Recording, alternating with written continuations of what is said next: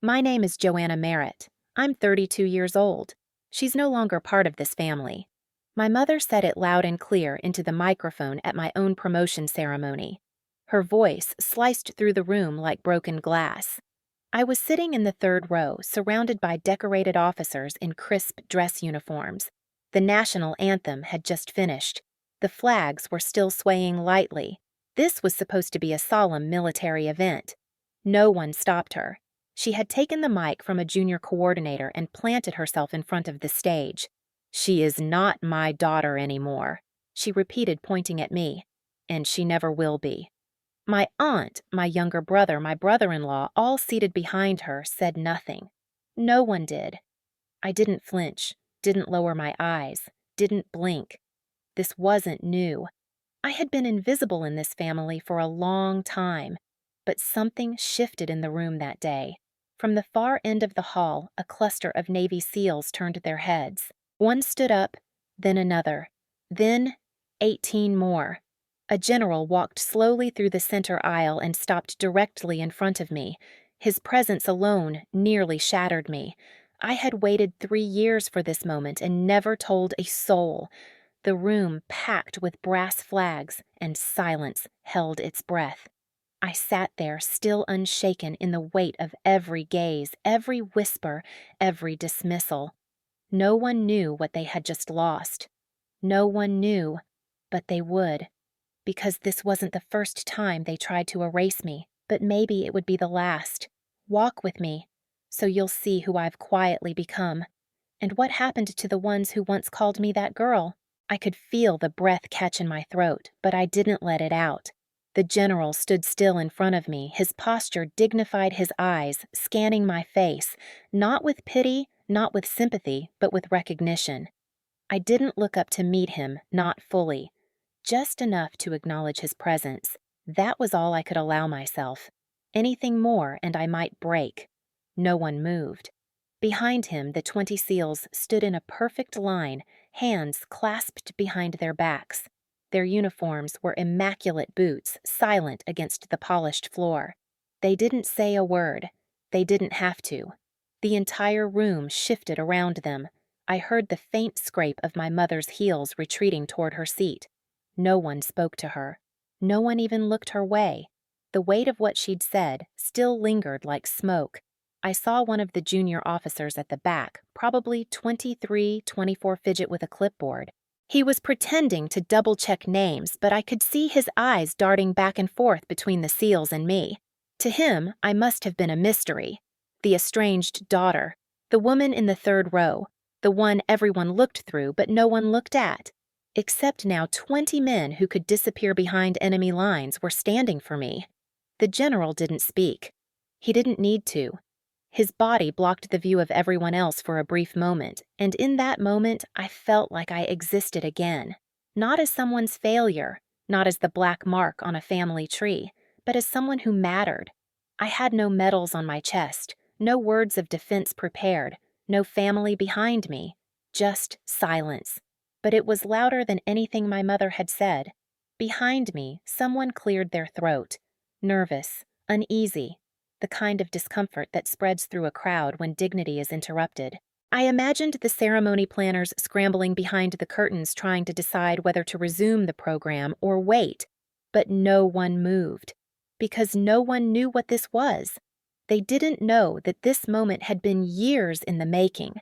They didn't know about the hallway I walked down every morning for 3 years, nodding to superiors who no longer remembered my name. They didn't know how I sat through briefings I wasn't invited to, drafted memos I wasn't credited for, and mentored officers who now outranked me. They didn't know how I sat through holidays alone, my name no longer printed on invitations. How my mother returned my letters unopened. How my brother once texted, "We're done. You embarrassed us." They didn't know that for 3 years I held my breath and kept moving. And now someone else was standing. It wasn't another SEAL this time.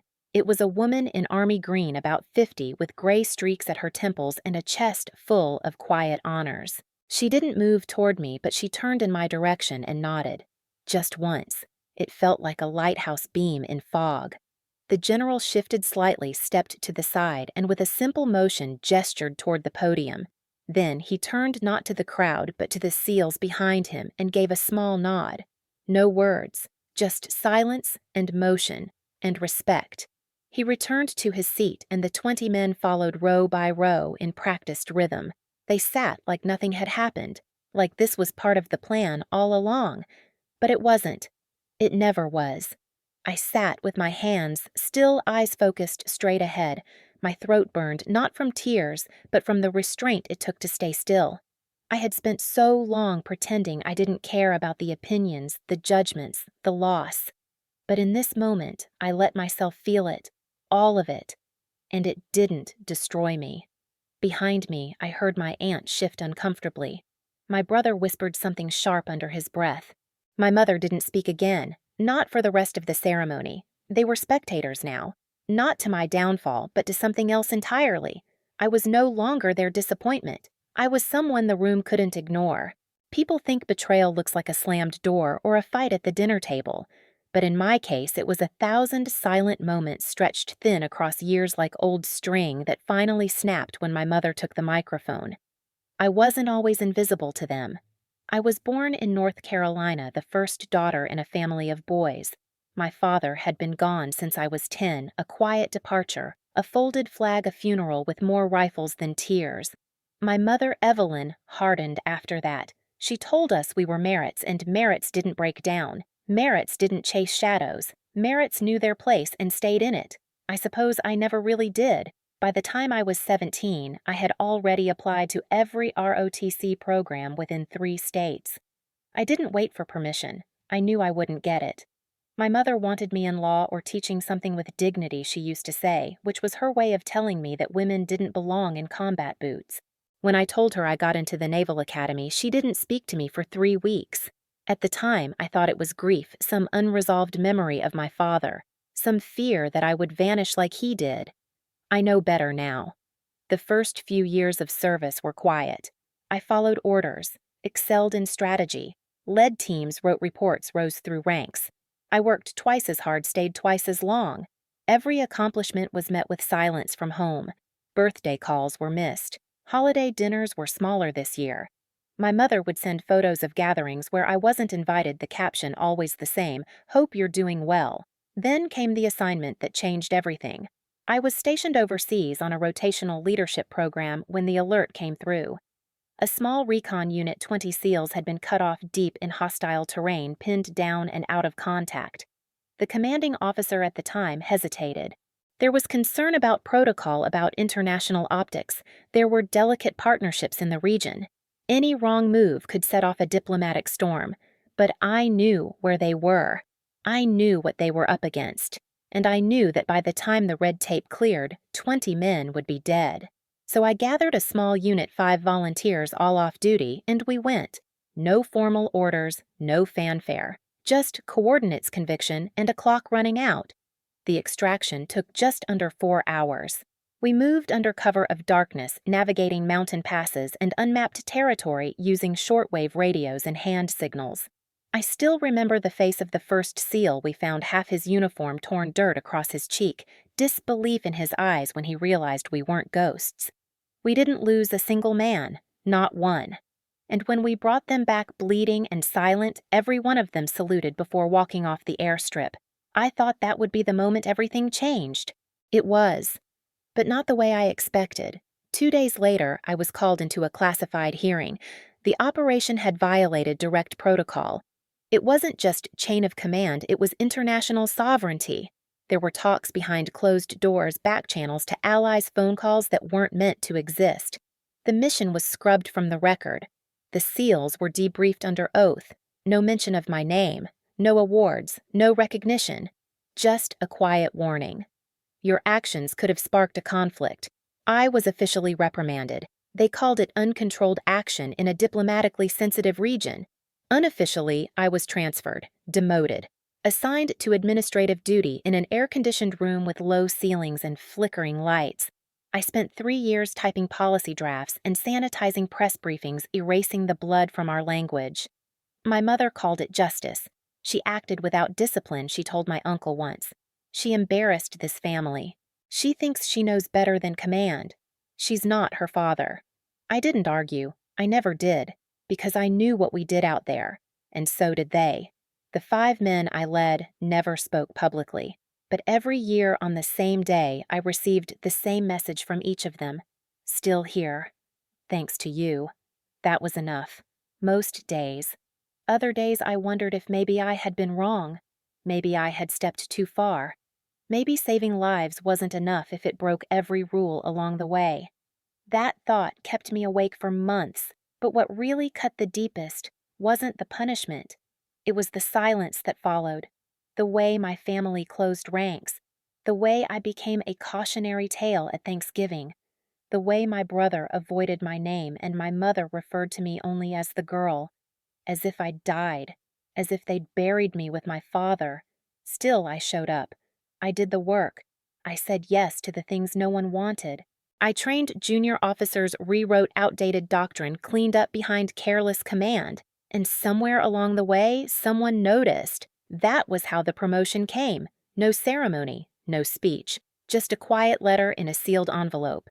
Commander Merritt, you are hereby... I never opened it in front of anyone. By then, no one cared. Not until the day of the promotion ceremony.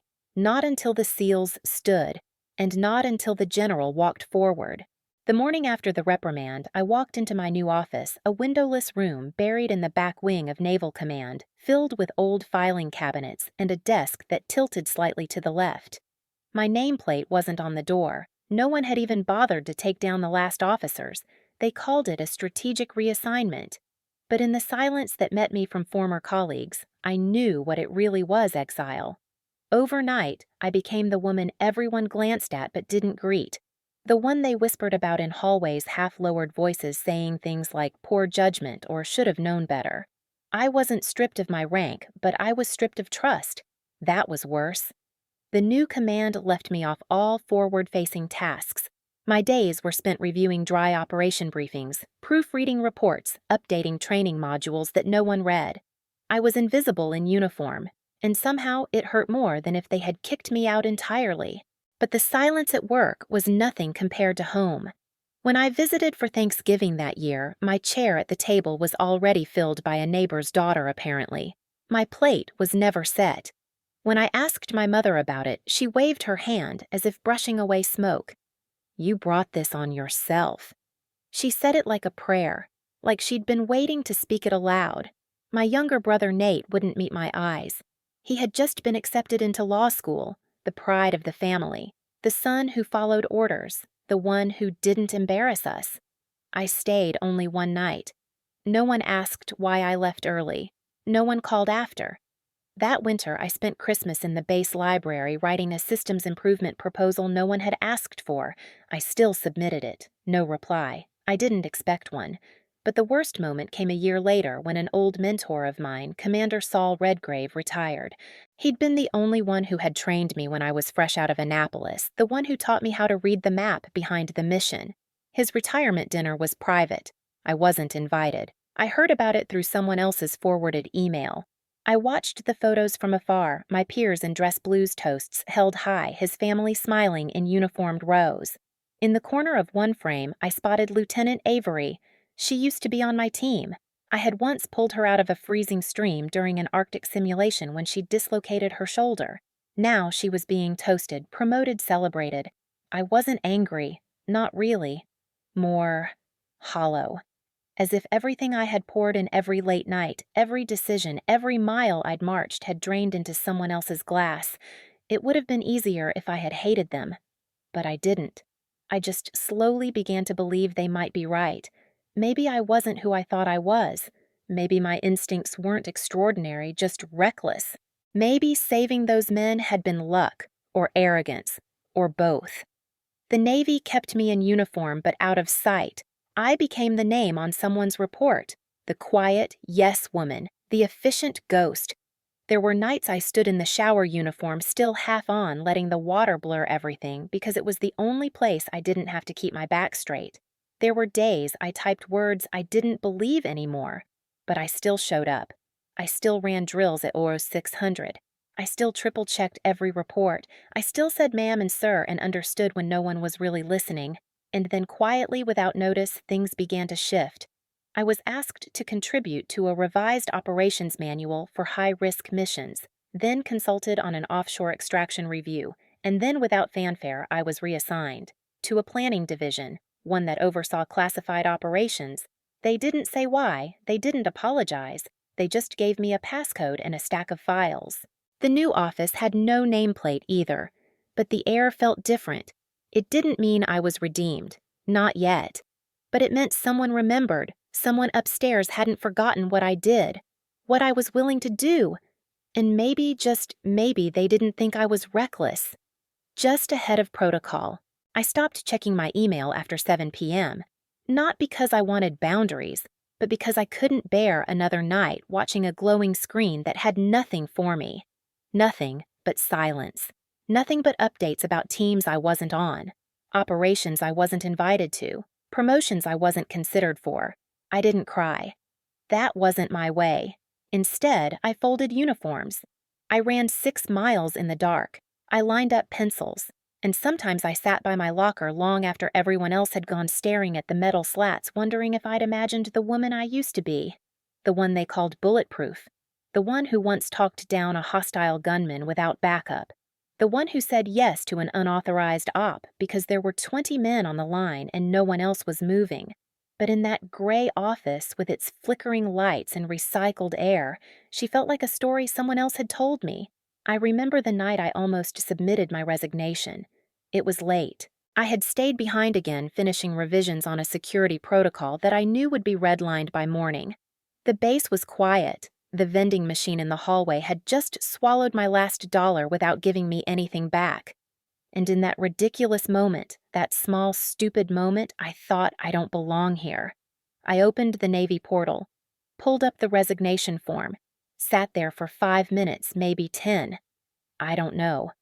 Long enough for the screen to time out. I stared at the blinking cursor. All I had to do was click once, but then a ping, an old messaging app rarely used. Secure military internal only. Sender Lieutenant Colonel J. Marcus, subject just wondering. I opened it. Just one line. Was it true? You led that op? My fingers hovered above the keys. I didn't know how to respond. I didn't know if I should. He had been a quiet figure. I'd only met him once in a strategy briefing years ago. He was calm, detail-oriented. Not the type to message people like me. I typed back cautiously, only because no one else would move. He responded almost instantly. That's what I heard. 2 days later, a folder was slipped onto my desk. No sender, no return stamp. Just a printed file label, OP Blackvest Debrief Internal Use Only. It was my report, but edited. It included a secondary briefing, a letter from a SEAL survivor of the mission.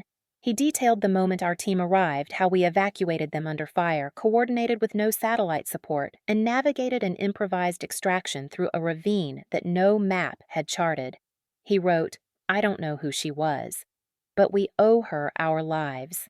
At the bottom, the letter had been signed by every member of the SEAL team we pulled out that day. 20 names. I sat there, frozen, the file open in my hands, the room around me spinning. No one had told me they'd written anything. No one had asked for my side of the story before, and yet someone had preserved it, quietly, carefully. Later that night, I printed the document. I didn't hang it up. I just kept it folded in my locker, like a compass pointing north. It didn't change how others saw me, but it shifted something inside. Because even if the system labeled me reckless, there were 20 men out there who used a different word, commander. That week, I filed an application to audit the new command structure for high-risk extractions. It was denied. But 5 days later, a different email came through, from the Joint Strategic Operations Group, requesting consultation. It was unsigned, but it had my name on it. They didn't reinstate my rank. Not yet, but I no longer waited to be seen. I stopped submitting requests through traditional chains. They went nowhere. Instead, I started answering problems no one had assigned me, the ones no one wanted. I cleaned up a botched logistics map that left a critical base's medical supply route exposed. No one asked, but someone noticed. 2 days later, a call came in from a restricted line. Colonel Litton would like your take on forward evac protocol during active threat conditions, not Lieutenant Merritt. Just your take. They knew, and that was enough. That week, I found myself on an unofficial invite list to an off-site war game simulation. I wasn't given a seat at the table, but I was handed a set of files with blank pages and a quiet nod from a man in gray. They were testing me, so I gave them what they wanted and more. The simulation was designed to test extraction chains under real-time pressure. I remapped the entire communication hierarchy to reduce decision latency by 60%. Then I wrote a full post-action brief under my name and quietly uploaded it to the system. No signature, no request for credit.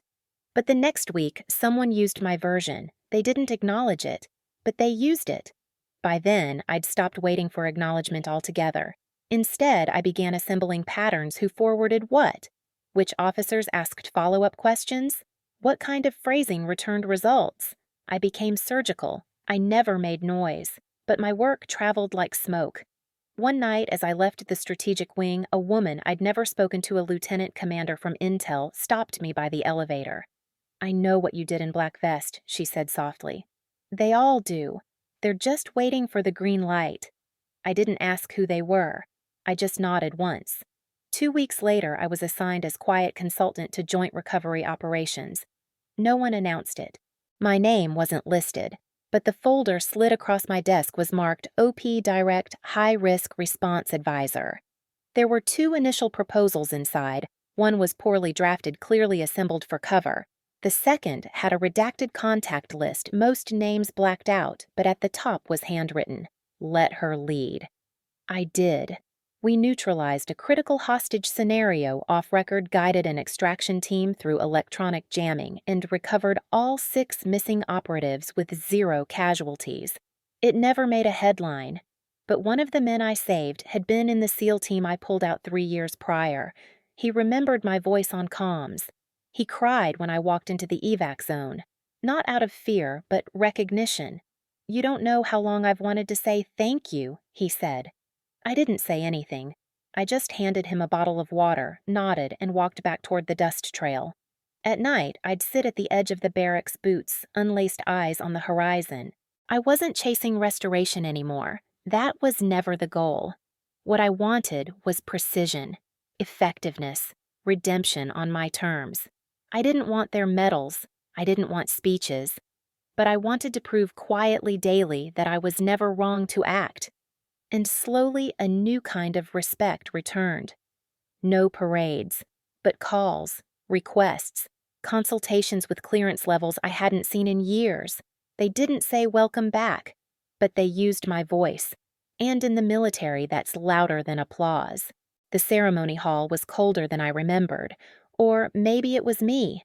3 years had passed since the day I was branded a disgrace in front of my peers.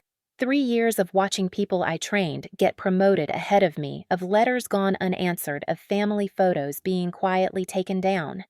Now I was here again. The difference. This time they invited me. Not because they wanted me back, but because they couldn't stop it. I had received the order 2 weeks prior. Report to Capitol Command ceremony, dress uniform acknowledgement of service citation. It was dry clinical. Not quite a promotion. Not yet, just acknowledgement. But acknowledgements in my world were never just that. I ironed my uniform myself, polished every button until it gleamed. I didn't even think about calling my mother or brother. There was nothing left to say. I arrived alone. The hall was already half full when I stepped in. Flags lined the stage. Officers I hadn't seen in years stood in small groups talking politely. I nodded at no one and took my seat, 3rd row center, same as last time. That was when I heard the voice. "My daughter doesn't belong here." I turned, not quickly, just enough to confirm. My mother. Again. Standing near the backhands, clutching her purse like it was armor. My brother and his wife were with her. Their expressions tight-lipped, rehearsed. She said it louder. "She disgraced her country. Letting her sit here shames all of you." The room silenced. No one moved. No one stopped her. Not again. I didn't flinch, didn't blink. 3 rows in front of me, a rear admiral turned slightly, then looked straight ahead. From the side door, I heard a creak. Heavy boots. I knew the cadence before I saw the face. General Raymond Knox. He walked in with deliberate calm, whispering briefly to a uniformed aide. Then, without hesitation, he made his way toward the front, not the podium, but the seating section. I stood. Not out of respect. Instinct. As he approached, murmurs scattered behind him like falling leaves. He didn't stop until he was 2 feet from me. Then, loud enough for the room to hear, he spoke Commander Merritt. "On your feet." The air cracked. I stood straighter. He reached into a leather folder and pulled out a single folded paper. "This, ma'am, is your formal reinstatement. With full backdated honors, you are hereby promoted to the rank of colonel effective immediately." Gasps rippled through the hall. Then came the words that shook me. "For acts of unsanctioned valor during Operation Black Vest. Declassified as of this morning." My throat closed. My chest tightened, not from nerves but restraint. He handed me the paper. "And thank you," he said quietly, "for saving my son." I blinked. His son. Before I could respond, he turned to the audience, lifting his voice. "If there is anyone in this room who still questions Colonel Merritt's integrity, I advise you to read the file I just delivered." Silence. Total deafening silence. Except rustling. Behind me. I turned. All 20 SEALs in the rear row stood at once. They didn't speak, but they didn't need to. One of them nodded. Another gave a single sharp salute. It wasn't part of the program, and yet no one interrupted. The ceremony resumed eventually. Names were called, pins awarded. But the moment that stayed the one no one would forget was the one where my mother's voice cracked and mine didn't have to rise. I didn't say a word, because the room had finally spoken for me. The applause had long died down. The crowd began to shift, some rising to greet old colleagues, others filing quietly toward the exits. But I stayed in my seat. The promotion papers in my lap felt heavier than they should have. My fingers ran across the embossed seal, the ink still smelling faintly fresh. Colonel. It wasn't the rank that made my chest ache. It was that for the first time in years I had a name that wasn't whispered behind closed doors. Across the room, a group of junior officers lingered by the edge of the stage. They kept glancing at me not in pity, but in something close to awe. I didn't smile. I wasn't sure I remembered how. The file General Knox had handed me wasn't just ceremonial. It was a full declassification package. Attached was a summary Operation Black Vest Unofficial Command Execution and Rescue of Navy SEAL Unit 3 years prior. The report listed every detail from my refusal to await backup to the terrain I navigated without satellite support to the moment I disobeyed a stand-down order and crossed the borderline to extract 20 men. 20 men who lived because I didn't wait. 20 men who later swore I had made the impossible happen with only 5 soldiers and no air cover. None of that had ever been in my record until now. They had redacted everything, sealed it away in a vault of diplomatic silence. I had lived 3 years as a scapegoat while the truth sat behind layers of clearance I didn't own. But that day, it was handed back to me. Not with flowers, not with applause, with facts. One page in particular stood out, a statement signed by SEAL Commander Marcus Wade, dated 2 weeks after the mission. Had Commander Merritt followed orders, my team would have been dead. She violated protocol, yes, but she preserved life, 20 lives, including mine. She deserves commendation, not condemnation. Below that was a handwritten note from General Knox himself. My son was in that unit, so that's what he meant. The man I had rescued bleeding from the ribs unconscious as I carried him over my shoulder through 2 miles of rock had been the general's child. I never knew. No one had told me. The mission to me was never personal, just necessary. I didn't think about medals or titles. I thought about the weight of another man's life in my arms and how I had to keep moving. And for 3 years I had wondered if I had done the right thing. That doubt was gone now. In the crowd, I saw my mother sitting stiffly beside my brother. Their eyes were locked on the folder in my hands. But they didn't dare approach. I didn't wave. I didn't offer explanation or anger. They weren't owed one. Because the moment I was stripped of everything, they didn't stand up. Now that I had it all returned, I no longer needed them to. Later that evening in the officer's reception, a young lieutenant approached me. Her voice trembled as she asked, "Ma'am." Were you really the one who led Black Vest? I didn't answer right away. I simply handed her the report. She scanned the page, then looked up, her eyes wide. I thought that was just a rumor. I met her gaze. Some things start as rumors, I said, until someone decides the truth matters more. She nodded. Thank you. For everything. When she walked away, I realized I had just seen the next generation, and they had seen me, not the traitor, not the disgrace, but the officer who came back, not because she was asked, but because she refused to disappear. I didn't need forgiveness. I didn't need their praise. Just the truth. And finally, it was mine again. There was no parade, no special interview, no medals glittering on news segments. After the promotion ceremony, after the file was handed to me and the truth left on the table like a final card turned over, I went back to my quarters, alone, and that was just fine. The silence for once felt clean. 3 days later, I reported to the new post. The nameplate outside the office read, "Call Joanna Merritt, Command and Development Division." It was smaller than you'd expect, simple, but the weight behind it was unshakable. No longer exiled to a desk in logistics, no more buried behind reports other people would take credit for. This time, I was asked to lead not just operations, but people, young officers, cadets, women like that lieutenant from the reception whose voice had cracked not from fear, but from reverence. I didn't give speeches. I gave presence. I walked the hallways in silence, reviewing simulations, training reports, field applications. And slowly, the whispers changed. Not, "She's the one who disobeyed," but "She's the one who saved them." Sometimes they didn't even say it out loud, just a subtle nod, a shared look. There's a language in the military that exists beyond words. You either know it or you don't, and they knew who I was now. One afternoon, a cadet stopped me outside the war room. He stuttered something about hearing my name in a classified strategy case study, then asked if I'd ever teach. I told him I already am. He blinked, confused. But the next day, he showed up early for briefing. So did 4 others. I never advertised a class. They just started coming. By the end of the month, I had 20 officers showing up every Tuesday and Thursday. We didn't use projectors. We used map silence questions. They called it command hour. I never gave it a name.